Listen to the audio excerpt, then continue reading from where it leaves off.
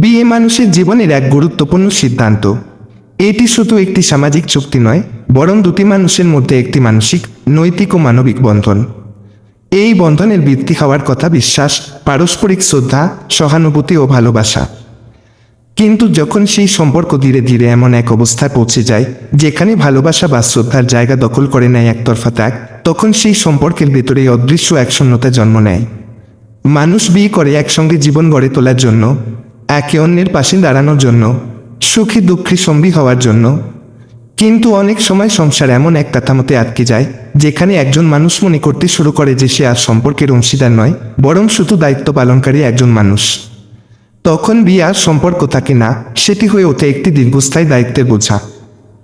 আমরা কি বিয়ে করছি শুধু সংসার টিকিয়ে রাখার জন্য, নাকি সত্যি মানবিকতার বন্ধনে আবদ্ধ হয়ে পারস্পরিক ভালোবাসা, সম্মান, সহনশীলতা, বোঝাপড়া, আবেগ, নিষ্ঠা, সহমর্মিতা ও মমতার সমন্বয়ে একটি সম্পর্ক গড়ে তোলার জন্য?